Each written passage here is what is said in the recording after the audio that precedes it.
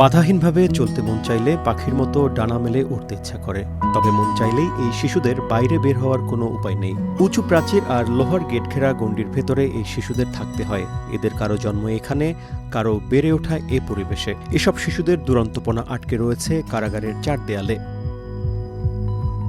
এই শিশুদের কেউই অপরাধী নয়। মায়ের বিরুদ্ধে অপরাধের অভিযোগে তাদের শৈশব কাটছে মায়ের সঙ্গে কারাগারের ভেতরে। কারো মা হত্যার অভিযোগে যাবজ্জীবন কারাদণ্ডপ্রাপ্ত, কারো মা মাদক বিক্রি বা অন্যান্য অভিযোগে আসামি হিসেবে রয়েছেন কারাগারে। কাশিমপুর মহিলা কেন্দ্রীয় কারাগারের দিবাযত্ন কেন্দ্রে বেড়ে উঠছে এসব শিশুরা। এখানে ১.৫ মাস থেকে ৬ বছর বয়সী ৫২ শিশু বাস করছে তাদের মায়ের সঙ্গে। কারাগারে ৪৮ মায়ের সঙ্গে বেড়ে উঠছে এই শিশুরা। কারা অধিদপ্তরের তথ্য অনুসারে সারা দেশের কারাগারে ২৯২ জন মা কারাবন্দীর সঙ্গে ৩১২ শিশু বাস করছে।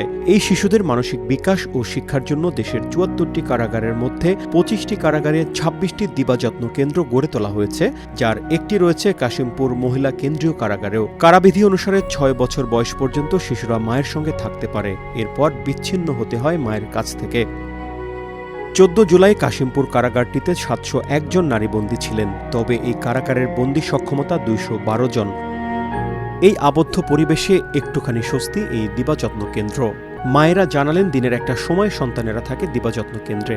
আছে পড়ালেখা, খেলার সুযোগ, সন্তানদের জন্য রয়েছে বিশেষ খাবার। তো যারা ৩ বছর বয়সী তাদেরকে আমরা স্বরবর্ণ এবং ব্যঞ্জনবর্ণগুলো মৌখিকভাবে শিখাচ্ছি, আর যারা ৪ বছরের উপরে আছে তাদেরকে আমরা লিখিত স্বরবর্ণ, ব্যঞ্জনবর্ণ এবং বানান সহ যে বিষয়গুলো আছে আমরা ওদেরকে শিখাচ্ছি। আর যারা আমাদের সরকার কর্তৃক যে প্রাথমিক বিদ্যালয়ের বইগুলো আছে সেইগুলো আমরা পড়াচ্ছি বাংলা, ইংরেজি, গণিত এবং সহকারী সাবজেক্ট হিসাবে পড়াচ্ছি আরবি, তারপরে নাচ, গান, ড্রয়িং সব কিছুই আমরা মোটামুটি দেওয়ার চেষ্টা করতেছি।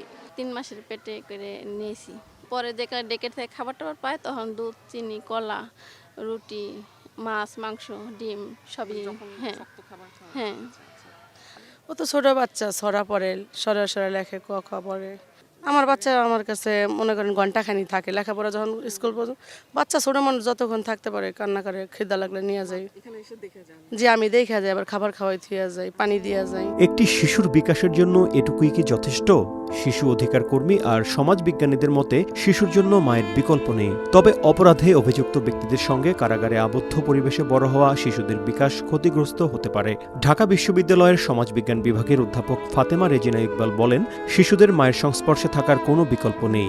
একটি শিশুর শিক্ষা ও মানসিক বিকাশ, সামাজিকীকরণ প্রক্রিয়ার জন্য বাবা মা শিশুটিকে পরিবার ও সমাজের মধ্যে বড় হতে হবে। পরিবার থেকে বিচ্ছিন্ন হয়ে কারাগারের পরিবেশে বেড়ে ওঠা শিশুর মধ্যে প্রতিকূলতা সৃষ্টি হতে পারে। কারা কর্তৃপক্ষ জানিয়েছে, সব কারাগারে নেই শিশুদের জন্য দিবাযত্ন কেন্দ্র। কারাগারে মায়েদের সাথে ছোট বাচ্চারা ওরা অ্যালাউড, এবং ৬ বছর পর্যন্ত বাচ্চাদের আমরা জেল কোড মোতাবেক মায়েদের সাথে থাকতে দিতে পারি। তো যে কারণে অনেক ক্ষেত্রেই আমাদের অনেক মহিলা বন্দী আছেন, তাদের ছোট বাচ্চা আছে, লিগালি তারা কারাগারে মায়েদের সাথে থাকেন। তো বাট আমরা যদি দেখি সামষ্টিকভাবে, হয়তো মায়ের অপরাধের কারণে বাচ্চাকেও মাকে অ্যাকম্পানি করার কারণে তাকে সাথে থাকতে হচ্ছে, সে তো আর অপরাধী না। এবং যদি কোনো কারণে যদি তাকে লম্বা সময় ধরে থাকতে হয়, ওই ক্ষেত্রে তাদের এই ডেভেলপমেন্টটা, বাচ্চাদের যে ডেভেলপমেন্টটা, মানসিক ডেভেলপমেন্টটা অথবা তাদের বেড়ে ওঠাটা, এটা আসলে একটা এই আবদ্ধ পরিবেশে অনেক ক্ষেত্রেই হ্যাম্পার হয়। তো যে কারণে আমাদের এই ডে কেয়ার সেন্টার এবং তাদের বাচ্চাদের যে মননশীল ডেভেলপমেন্টের জন্য আমরা কারাগারগুলোতে যেখানে বাচ্চারা আছে ওইখানে আমরা বাচ্চাদের বেড়ে ওঠার জন্য বিভিন্ন প্রভিশনিং করি। তার অংশ হিসাবে ডে কেয়ার সেন্টারও ওখানে থাকে। অন্যান্য ডিস্ট্রিক্ট কারাগারগুলোতে আসলে মহিলা বন্দীর সংখ্যা অত বেশি না, বাচ্চাও বেশি নেই।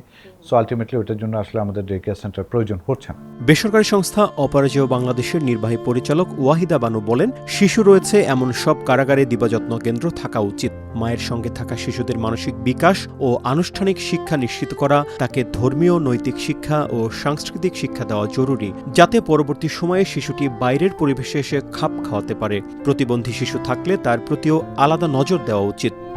শিশুদের অপরাধের দায় নেই, তাদের শৈশব যেন কারাগারের প্রাচীরের ভেতরে থেমে না যায়। প্রয়োজন প্রতিটি নারী কারাগারে দিবাযত্ন কেন্দ্র, শিক্ষা ও সুষ্ঠু তদারকি, যাতে তারা ইচ্ছে মতো ডানা মেলে উঠতে পারে, বড় হতে পারে স্বাভাবিক পরিবেশে।